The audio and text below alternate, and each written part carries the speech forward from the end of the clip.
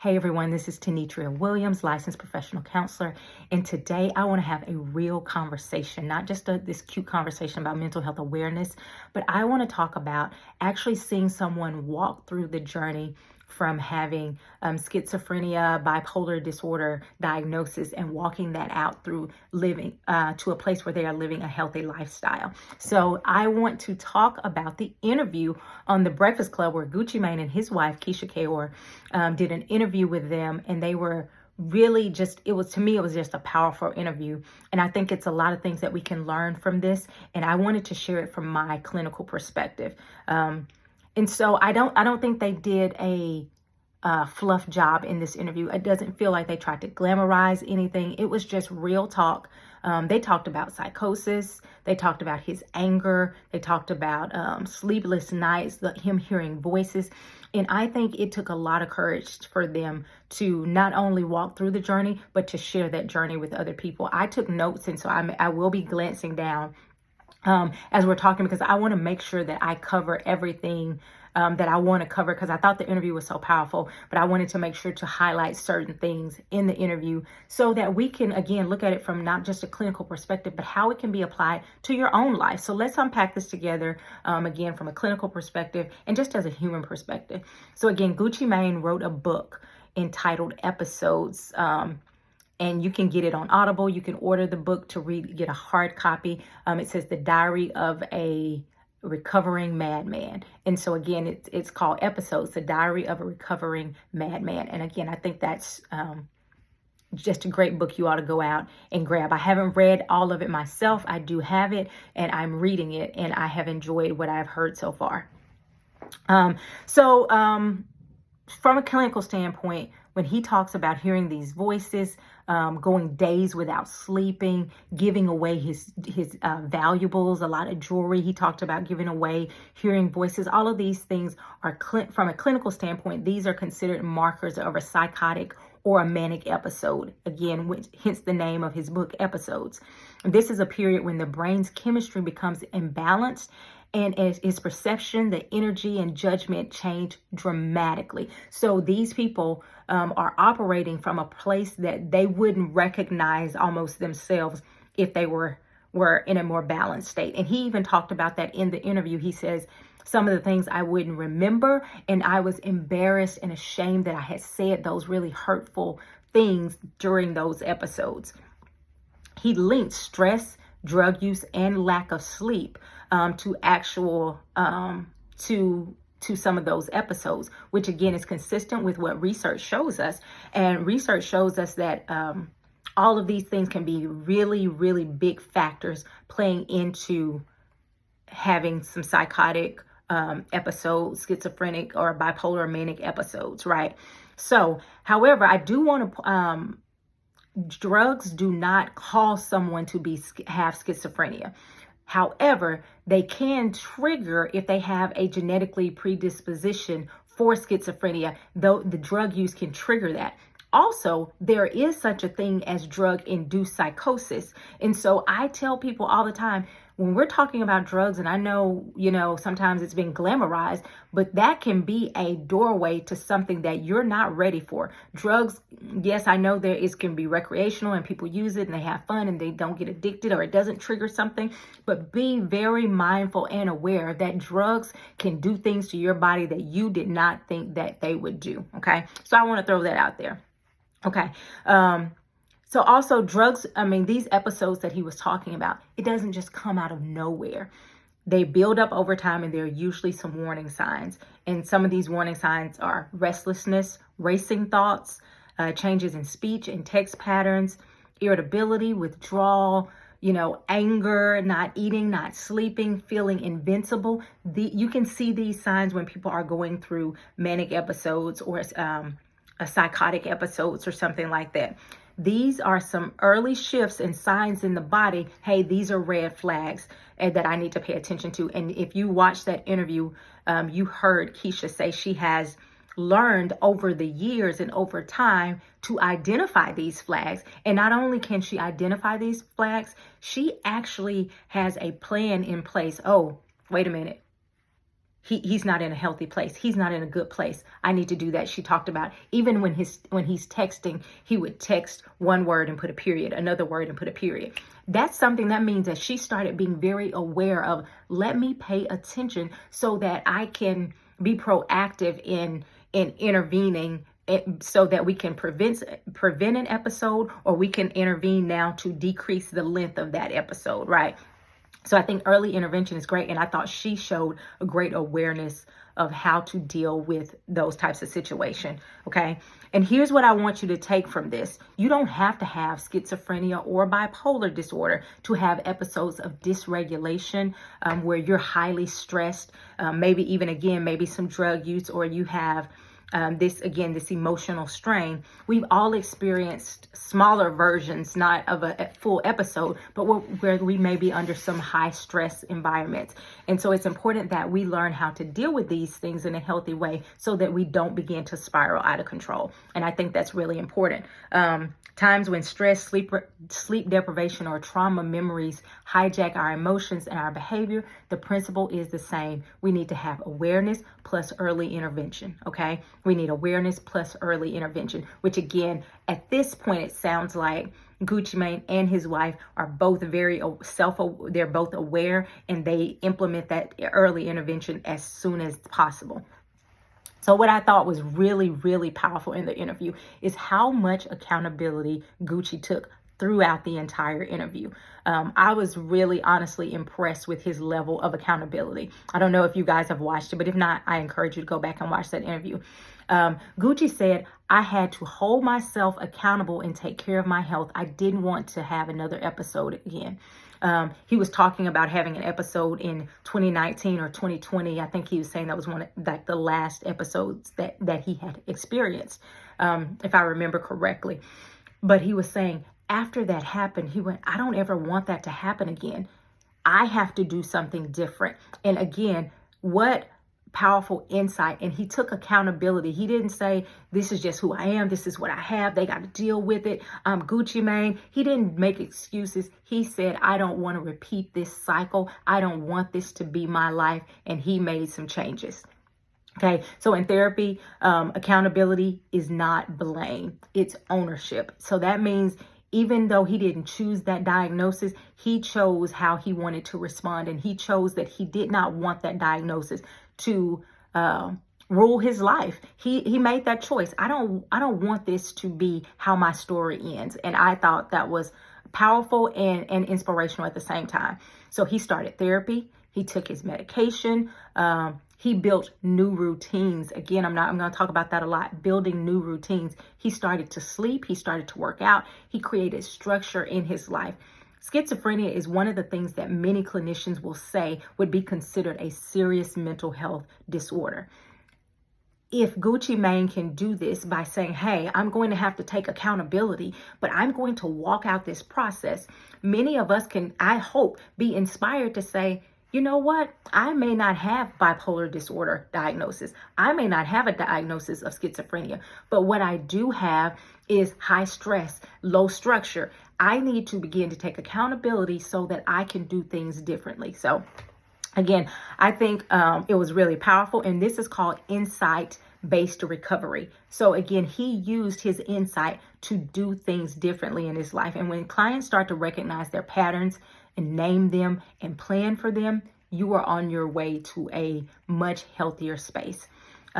He said in the interview, he said that he had texted one of the people from his label. I forgot her name, but he said, if I send you inappropriate text, inappropriate meaning mean, nasty, whatever, if I send you a bad text, here's what I want you to do. Know that I am sick or going through an episode. You need to block me for several days, and you need to call my wife. Again, he is being proactive in his approach. He's not saying, hey, these things happen, or that's just who I am. He said, if this happens, I'm not in my right mind. And he actually said, I don't want to mess up those relationships at the label because I'm sick. That, again, is very proactive. And we've seen other people, other celebrities, other people in the community even have these breakdowns, and they don't take that level of proactive approach, right? So again, I thought that was really, really good. He says, I'm sick, call my wife. He's an active participant in his recovery, and he had the understanding, and he had an understanding with his wife. She talked to him about what would happen with the episode. She takes his phone. She mentioned she would take his phone, delete all of the social media. She mentioned that, and she said, I didn't want the public to know when he was going through an episode. Again, that shows that she was really caring about him and not just likes and drama and all of this. It's like, hey, I'm going to do these things, and this is really powerful. It's powerful because it was really protecting him, not only his image, but also his own mental health. Because Gucci Mane talked about the guilt and the shame and embarrassment that would come and regret, from saying things to people who oftentimes who had actually been good to him. And so he talked about, hey, I would have to go back and say, man, I'm sorry. I don't know why I said that. And so think about if you're trying to recover and you're having to deal with the guilt and shame, that's an extra layer that's going to be a factor in your mental health. So if his wife takes away that that opportunity for him to say things that she knows that he is going to later regret, and she knows that he doesn't even mean, that's a great plan in place. Okay. He discussed in the interview how bad he would feel. And some people I saw in comments would say things like, that's controlling. I think you have to look at it from the perspective of she was doing it more as an intervention rather than control. It was more of love, support, and protection rather than trying to control him. Also, I think if you watch the interview and you watch their interaction, Gucci was very open to her being in control in that way, being the leader in that way. He's like, hey, if I'm sick, I'm glad I have you to take the lead on this. Okay. And he mentioned something I think clinicians love to hear. He said, I didn't want to raise my son with my mental health unchecked. This is called intergenerational healing. So he was talking about breaking the cycle so that his children would grow up in a different life than he did. But not just a different life than him, that they wouldn't have to be dramatically and traumatically traumatized because of his behavior. He says, I want to heal so that I don't bleed on them. Again, I think that's really, really powerful. And it's an internal force that says, hey, I want to stop this so that I don't continue to hurt other people. Many people use their diagnosis as an opportunity to not take accountability. But I think, again, Gucci Mane did a great example because he wasn't saying, I have this disorder, so I may say everything and then you just have to receive it. He was like, no, I may have this, but I'm going to work on looking out for the future and all of that by taking accountability. He actually said something that shows that he really is about that accountability life. He said, I apologize to anyone that I had hurt, even if I said something mean to them when I was not having an episode. To me, that really stood out to me because he was saying, I am not going to blame a disorder. I am not going to blame any of those things for me and what I did that was inappropriate. He said, because think about it. If you say something really mean and now people know that you have a diagnosis, they could say, oh, he was saying that when he was having an episode. He said, no. There were times when I was absolutely in my right mind. I was not hallucinating. I did not hear voices. I said it out of anger. I said it because I didn't like you or whatever, right? I want to apologize to you too. And he took that apology and accountability so serious. He said he approached it like he did, like they would do with NA. And he has had a history of drug addiction. And so taking that same mindset of, I have to make things right, I thought was really, again, really powerful. To me, that was a great example of him being fully invested in his recovery and the breaking of cycles for him and his children. Now, I do want to talk about Keisha's role a little bit more.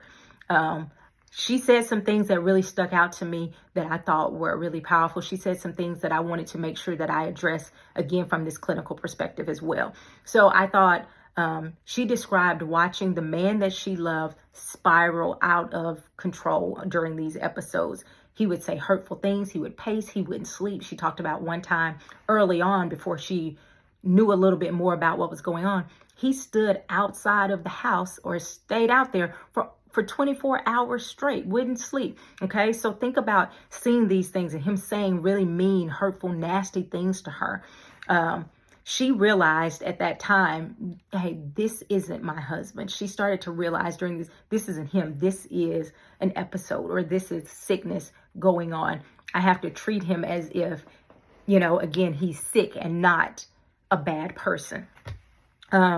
I think she had she has a lot of emotional intelligence in a lot of ways. I saw that from just the way she would talk concerning how she would deal with different things, right? From a clinical perspective, Keisha intuitively used several of the evidence-based strategies that I want to talk about. She did low stimulus communication, which meant she talked about this. She says when he would talk and he would be talking mean and nasty, she would keep her responses really short, really kind of, okay. She wasn't arguing with his delusions. She would keep things, again, really calm on her end. She also removed triggers. So it was kind of what they call behavioral containment. She removed triggers such as social media, substances, even certain friends. She was very protective. Like, hey, this thing is happening. Let's make sure that we aren't having things in the environment that would encourage that or lead to more of that spiraling. Relapse prevention. She recognized early signs when he would stop eating, when his text would change that pattern with the period after each word. All of those things, she began to intervene earlier with medication. She began to intervene earlier with, more, hey, I'm going to change the way I'm interacting with you, meaning I'm going to keep my voice more steady. I'm going to respond in a really short, calm way. All of these things. And safety boundaries. She made sure that there weren't guns around or drugs around or things like that. Why? Because she was making sure that he was safe. And this is what we call crisis management. So if you are ever in a crisis, she had a plan. If he goes into an episode, here is how we handle this plan. But she also admitted, the constant vigilance, sleepless nights, and the fear that he might hurt himself. She did say she never feared for her own life, but she did have fear that he may harm himself. Stress from carrying that load alone. And at one point, she was asked if she had her own therapist. I think Charlamagne asked her if she had her own therapist. And she said she did not. Now, here's where I want to pause and say I would recommend anyone who is in a relationship with someone who is diagnosed with something like bipolar schizophrenia, or, having episodes, manic episodes or things like that, I would highly recommend that you have your own therapist. I say that because that is a heavy burden to carry. Yes, she is strong. Yes, she is smart. She has proven that she is loyal. She has proven that she is intelligent. She has proven that she is trustworthy. But that's still a lot, right? And so I would highly recommend someone to get their own therapist to help them just to process their own stuff in their own life with dealing with that, plus other things that we may not know about at the time, right? Again, that's a heavy weight. She did mention this time where her, and I think she said 5 bodyguards actually kidnapped Gucci and took him to the hospital and had him admitted. Now, pause. Most of us do not have 5 bodyguards to call to be able to do that. So there were things that she did that I want the average person that may be listening to this interview to know, that she had resources that you may not have. And trying to get I'm going to kidnap them, or I'm going to take them and make them go to the hospital, you could be putting yourself at danger. In danger. Hear me when I say these people are not functioning in their right mindset, right? And so you're saying, oh, Keisha just kidnapped Gucci. That's what we're going to do. Me and a couple friends are going to plan to kidnap. That is a dangerous path, and I do not recommend that at all. Again, I'm really glad and thankful that it worked out for them, but she had a plan based on her resources. She had a plan based on who she had around her. So you have to make sure that your plan is fit for you and not looking at what Keisha did for Gucci in this particular type of situation, right? So I want to caution people who may be experiencing something like this. Again, the average person does not have bodyguards, and so I don't want anybody to do something that puts their own life in danger, because sometimes people can be violent and you don't want to do that. So I do want to caution against that. There is a thing though, it's every state allows involuntary mental health evaluations or commitment, but only if you meet specific criteria. And again, what is that? You have to be in danger to yourself, to others, or gravely disabled, like unable to provide food, clothes, or shelter due to your mental illness. And if your spouse is just simply refusing to go to therapy, they don't meet the criteria, you may not be able to make them stay. And I think a lot of people get frustrated because they see their spouse or their partner or their family members going down this spiral. They want to make them get help, but because they're adults, they often cannot force that unless they are in danger to themselves or other people.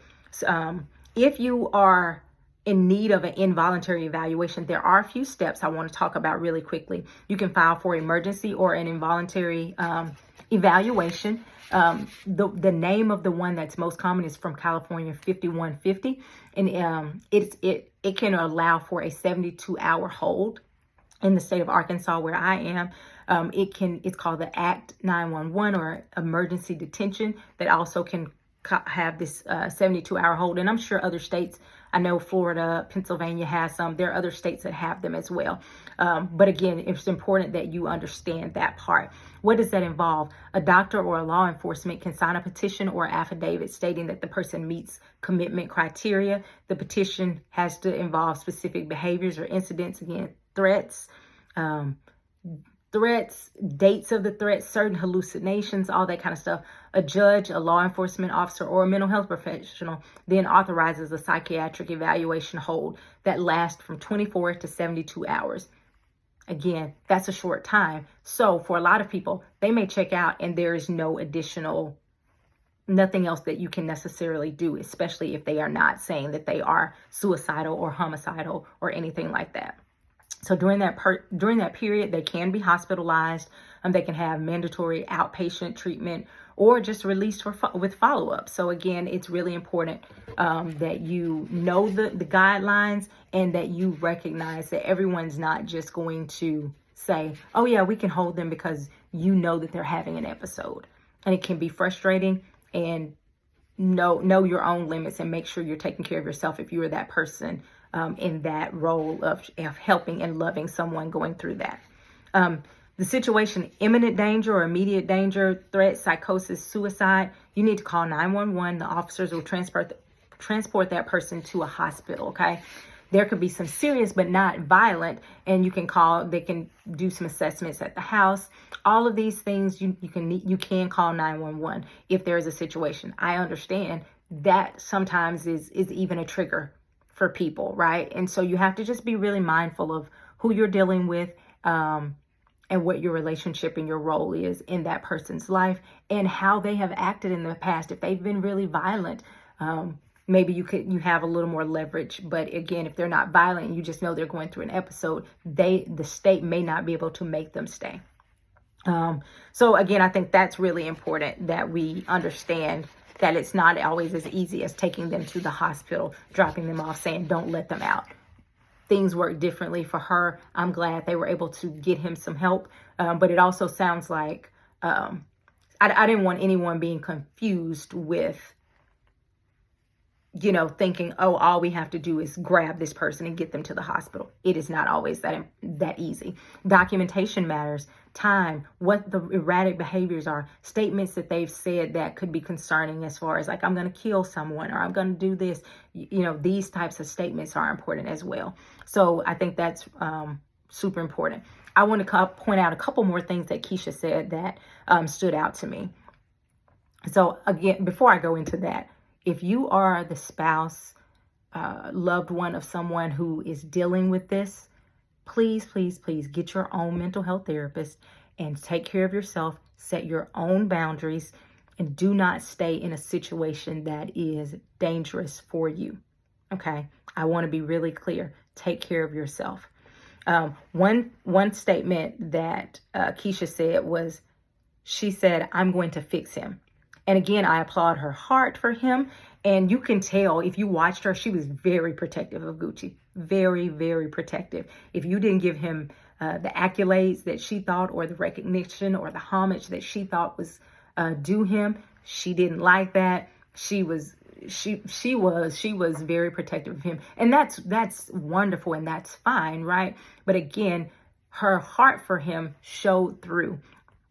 I don't want people to hear this part and get stuck in an unhealthy or even dangerous place. I'm going to fix him. Everyone may not have Gucci Mane's mindset about accountability. So your person may not have Gucci Mane's mindset about accountability, or a willingness to surrender to the process. They may not have the mindset to surrender to the medication. Like, all of these things matter. So if you're saying, I'm going to fix him like Keisha fixed Gucci, I don't want you to go into it with that mindset. You have to say, I'm here to help walk through, but I cannot do it for them. I cannot do it for them. Okay.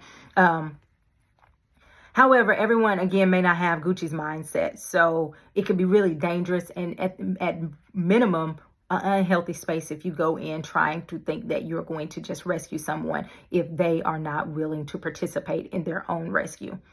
So again, I think that's really important. One of the most important things Gucci shared during the interview was about revisiting his past, which were oftentimes traumatic things that would trigger him.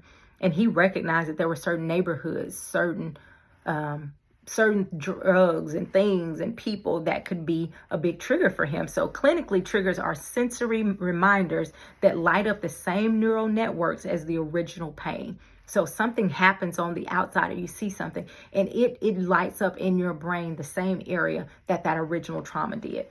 Healing requires identifying triggers before they take over and building a plan of what you want to do when they appear. He learned to avoid certain environments, get adequate sleep, stay connected to safe people, watch how he was eating, changed his diet, started to exercise. He did what he could do. This is what we call relapse prevention. How am I going to stay on this road to recovery? How am I going to stay in a healthy place? And that's what he says. I get sleep. I don't go out. I'm not using drugs. I'm not doing these things, right? All of these things play a part in his wonderful success story. Kudos to them. And I love how he reframed success in one of the statements. It says, the best hood is fatherhood.